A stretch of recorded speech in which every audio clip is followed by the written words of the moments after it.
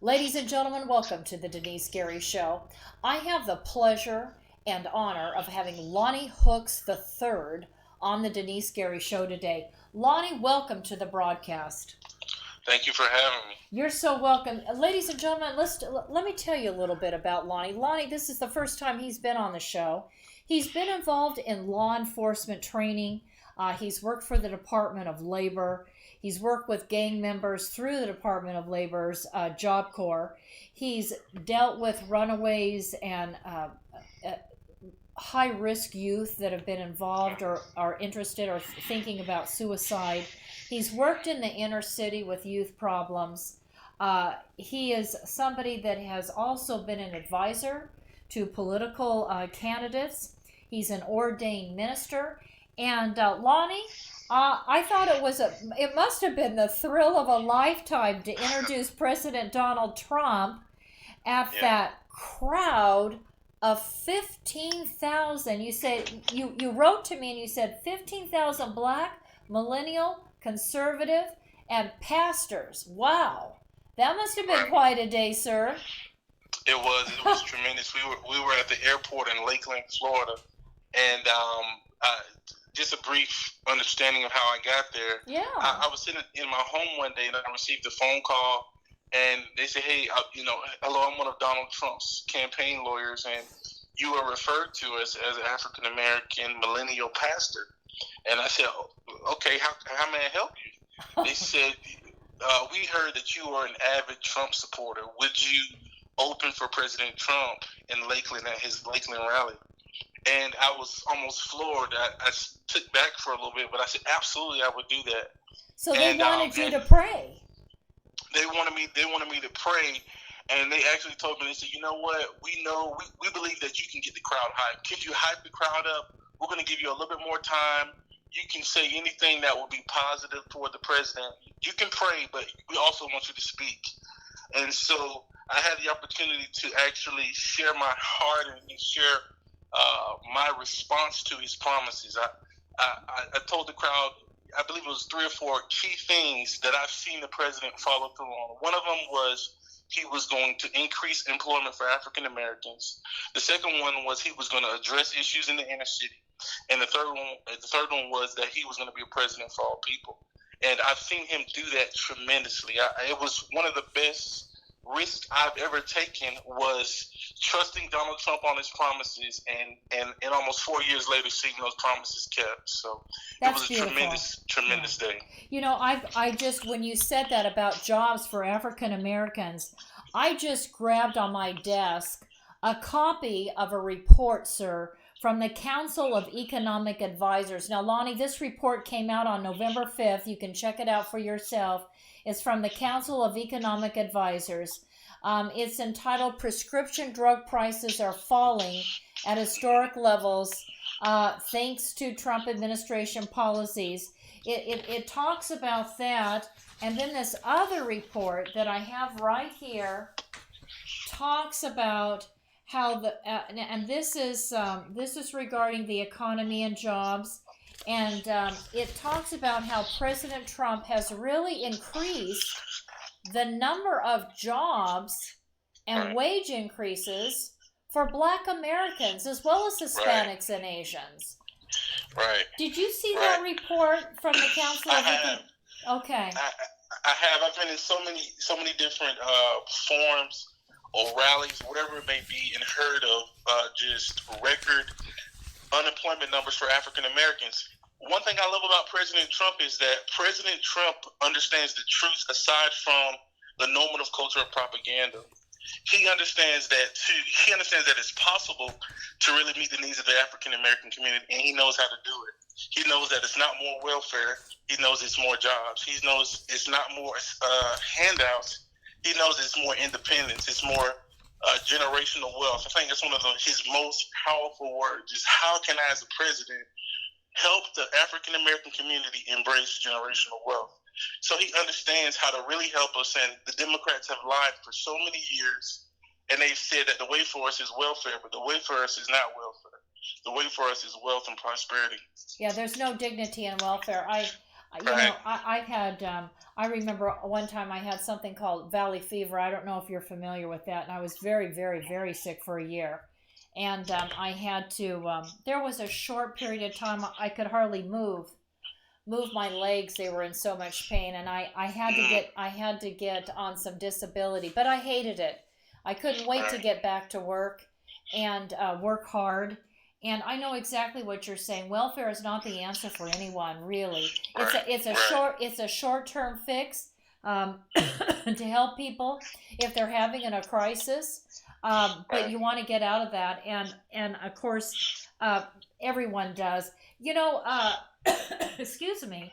You've talked about or spoken about a black conservative revolution. Can you Right. tell the audience what is this black conservative movement or revolution that you're talking about? Right, Denise. I was on a radio show recently, and he asked me this question. He says I have black friends. I've known them for years, and he says I've seen a decline in the morality of African Americans. And he says I remember there was a time when African Americans had more of a moral standpoint when it came to abortion, when it came to different things, when it comes to extreme sexuality. But it seems like that has declined for some reason. And I said to him, I said, the Democratic Party has uh, said to the black community, you need to stay with us. We're going to take care of you. But you've got to embrace abortion, and you've got to embrace some of these extreme forms of sexuality, which African Americans were not supportive of. We were never supportive of abortion the way it is. Even though we had a lot of them, they were done in secret. We were never supportive of the extreme sexuality and immorality. We were more of a gospel-centered, faith-centered community. But being associated with the extreme left by default and being in the Democratic Party, we became very defiled as a people. And so what's happening now is, as President Trump is declaring America a Christian nation, and with respect to other religions, of course, but he's really giving us the opportunity to understand that we don't want to abandon the moral principles that we held in our community, and that the conservative party was actually the party that we wanted to be a part of. From when it comes to ending slavery, when it comes to fiscal responsibility, those are things that we always wanted, but by default, being associated with the Democratic Party, we were kind of we were brainwashed into abandoning those things and not pursuing those things. Can I And ask so, you? Can I ask you a question? You know, one of the things that concerns me about the Democratic Party is I feel like they've really packaged a lie that they've right, sold to the American people who are black. And I'm thinking about Abraham Lincoln. Abraham right, Lincoln was the first Republican president. And he issued a proclamation in his own hand, Lonnie. He wrote it in his own hand as a Christian man who really saw the United States of America as a Judeo Christian yeah, country. And the idea of freedom, of course, is on our Liberty Bell, as you, I'm sure, know, Lonnie. That scripture from the book of Leviticus about right, freedom. And Abraham Lincoln called it like he saw it, and he said slavery was evil. And he actually, under his leadership, um, tens of thousands of Americans from the North were killed fighting to end uh-huh, slavery. uh-huh, And you never hear the Democrats talk about that Underground Railroad from right, from people that were Christian or Jewish and that were working with the black Americans there in the South to get them and help them to escape to the North, where they were embraced. And yeah. does that ever did that ever bother you, or does that ever register to black Americans that nobody seems to talk about the tens of thousands Right. of white Americans who died fighting and hating slavery in Uh-huh. the United Right. States? Right. That's a part of the revolution. There's an awakening when it comes to knowledge and information. The more I was on the radio show the other day. I talked about President Trump mobilizing this army of political social media influencers, and how them speaking the truth is helping so many people. You know, the Democrats are just, I don't want to say they're absolute liars, but they're almost absolute complete liars. And they want to hide and cover up things like this. Like, for example, this weekend I was headed to Atlanta to be with the president and the Black Voices for Trump coalition. Oh. And the media would not cover it. The media wanted to hide it. You know, and it's the same thing even with understanding the Republican Party and how the Republican Party has been a party for African Americans, and Frederick Douglass, Republican, you know, and so many of African American inventors and African American lawmakers, and again, one of our greatest champions, Abraham Lincoln, being a Christian conservative. The Democrats have tried to hide the truth from us so long, and I'm so glad that there are so many messengers that are declaring the truth, and that the blinders are finally coming off. Now, you said this last week, and you were at an event, and what did any media show up at all? I mean, did Fox News show up? Of course, there was a lot of media coverage. So on this last weekend, there was Black Voices for Trump, that coalition meeting, which was a rally, and then there was also the Blacksit, which is the Black Exit, which is hosted by Candace Owens. Okay. And so, all the media was there, but Fox News, of course, was there, and they covered it. They covered it over social media. And because I never saw it. I never saw it over the weekend on television, and I try to keep the news on the background as I'm working. I never heard about it, Lonnie. Right. You know, I think the sad reality is that, you know, emotionalization sells more than sometimes the positive truth or the positive reality of where our president is. And our president is doing so much for the African American, for the Black community. I mean, over the last 2 months, he's really focused on the Black community in so many ways. I was in a workshop in Tampa, Florida, and they were talking about opportunity zones, and I don't know if we're going to talk about that later, but opportunity zones are revolutionary when it comes to the issues of the Black community in so many facets, and so many other workshops that I've been in where the president has just been addressing the needs of the African American community, like I believe Abraham Lincoln would do, and it's been great. Opportunity zones. Let's tell people about what opportunity zones is. In 2017, ladies and gentlemen, President Trump, he signed the Tax Cuts and Jobs Act. Now, ladies and gentlemen, that Tax Cut and Jobs Act legislation established opportunity zones to incentivize long-term investments in low-income communities across the country. So the incentive offers, wealthy businesses capital gains tax relief. So anybody investing in a designated opportunity zone, a very poor neighborhood, a very poor area, would get a capital gains tax relief. Tell us about, have you seen some of these opportunity zones, Lonnie? Can you tell us about one or two of them? Yeah, I can. I've seen some. And, tell us about the revolution. Absolutely. The revolutionary thing about these opportunity zones, again, it shows what I believe is the God-convicted heart of President Trump.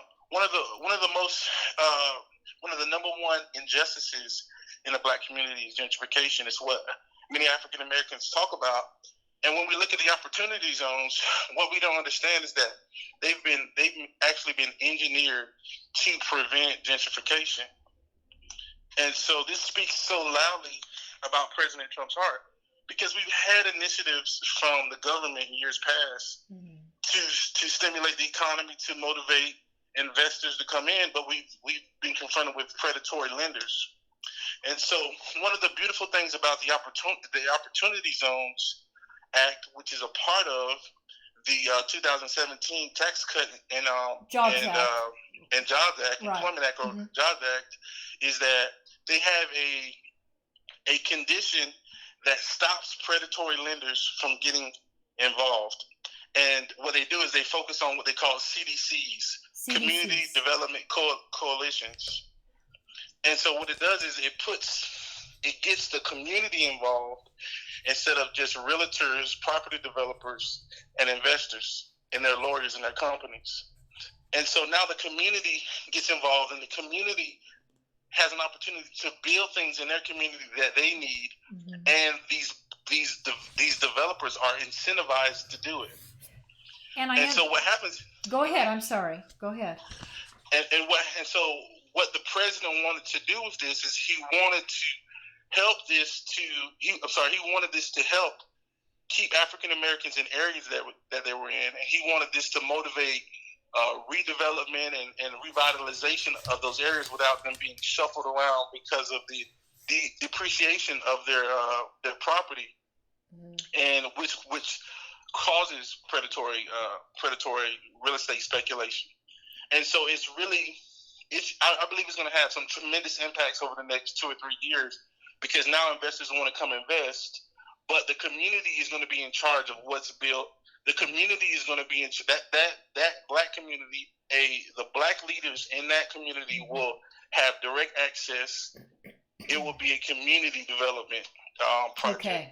Most of the projects. So, it's my understanding that there are 8,760 communities in the United States, in which, according to this report, 35 million Americans live in communities that are extremely poor, that President Trump has designated as opportunity zones. And he's been, from what I understand, he's been encouraging people over and over to get into these opportunity zones and help work with the community to create more jobs. And that's what I understand is happening. Absolutely. It says they're revitalizing, coordinating, and targeting these economically distressed areas, and they're creating more jobs within those communities. So that's what you're seeing, sir? Absolutely. Okay. And one thing President Trump was talking about with the HUD,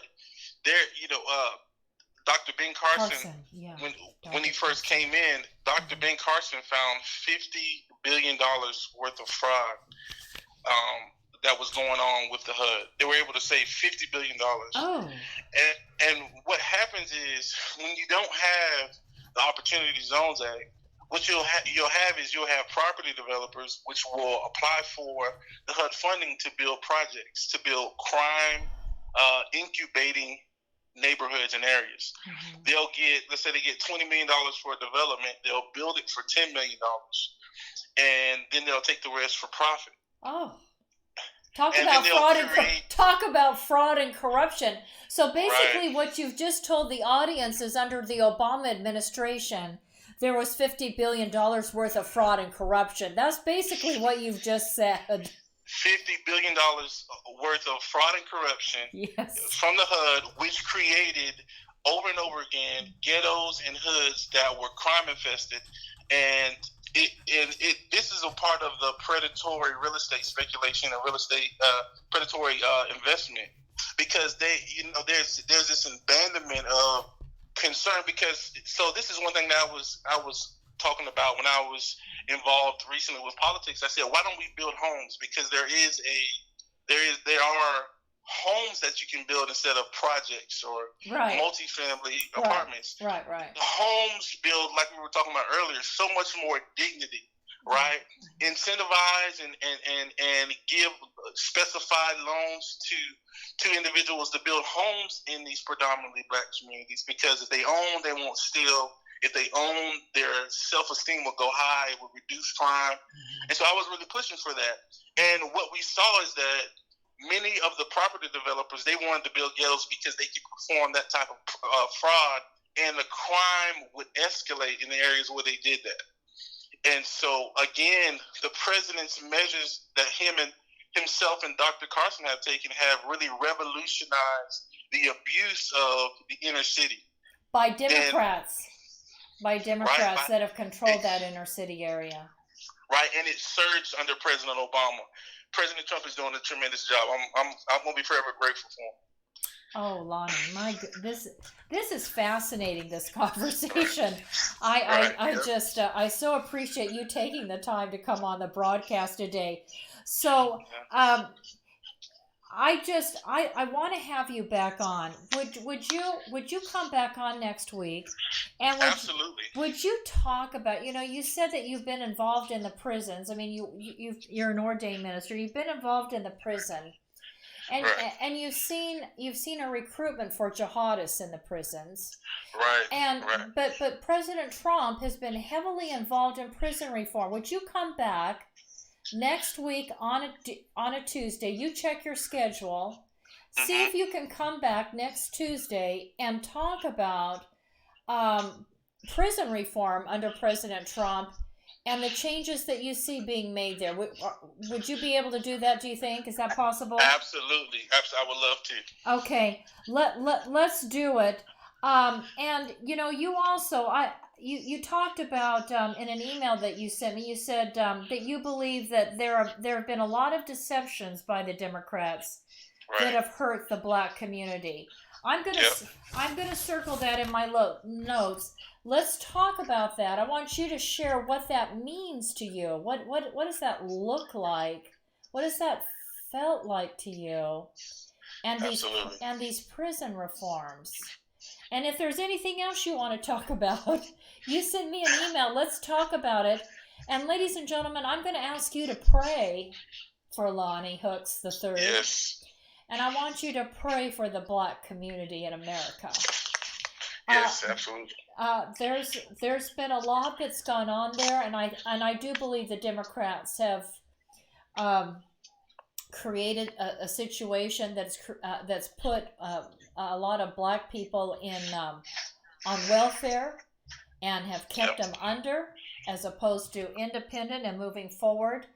And I just want to pray for the encouragement of black Americans across this Yes. country. Yes. And I hope, ladies and gentlemen, you'll join me in that prayer. Lonnie Hooks III, Yes. thank you, Thank you so so much. much for coming on the broadcast today. We just love having you, and we'll have you on next week. Thank you, sir. Alrighty. Thank you. Thank you. Bye-bye.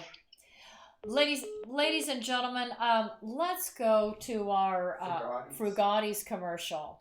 I want to tell you about a place I love to go, Frugati's Italian Restaurant. Very few locations here provide seating outside in front of a fabulous water fountain with an atmosphere that is reminiscent to me of eating outdoors in Venice. This is real Italian food by real Italians. And what makes it even more so is owner Ralph Frugoletti, who nearly a quarter century ago brought a wood fire oven from Milan, Italy to make, like his mother, fresh homemade bread and pizzas. Moreover, Frugati's Restaurant offers you not only the very best in Southern Italian cooking, even importing the finest ingredients for authentic Italian food, including a fitness menu. After all, Ralph has represented the United States and Italy, competing in the Master Championship Games. He knows all the right food for good fitness, so check out the menu. After today's broadcast, run over to Frugati's Italian Restaurant and Catering at 600 Coffee Road here in Bakersfield. And after a Friday, Saturday, or Sunday service, stop into Frugati's for a great lunch. I'll see you there, and tell Mr. Ralph Frugoletti that Denice sent you.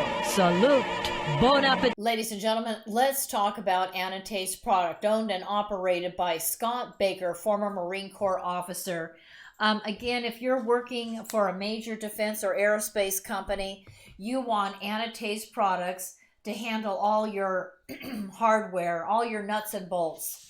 Give Scott a call at 661-822-6873, 661 area code 822-6873. For anything that flies, including every satellite that orbits the Earth, Anataste products can take care of you, handle top secret projects. We've got 2 military installations here in our area in Kern County. We've got the Naval Air Warfare Center Weapons Division at China Lake. We've got Edwards Air Force Base. And, Scott works with all these individuals within these organizations because literally East Kern County is the hub of the aerospace industry. And I just want to encourage you to give Scott Baker a call, 661 822-6873. Ladies and gentlemen, I thought that was great with Lonnie Hooks III. I hope that you did too. I hope that you will share this broadcast out to everyone you know, and let's get people listening to these important messages on the Denise Gary Show. And if you can make a tax-deductible contribution to help out this broadcast, please do so. We're independent. We're about as independent as anybody can be, and we depend on our advertisers. And I want to thank Ralph Frugaletti from Frugati's Restaurant and Scott Baker from Annotated Products. But we need more help to really build up the program, build it up and build it out and extend it. And so if you can help us cover our costs, that would be so appreciated. And make that contribution. You can write a check or money order out to the Middle East Initiative. Send it to P.O. Box 82162, Bakersfield, California, 93380. Thank you so much for listening. This is Denise, signing off.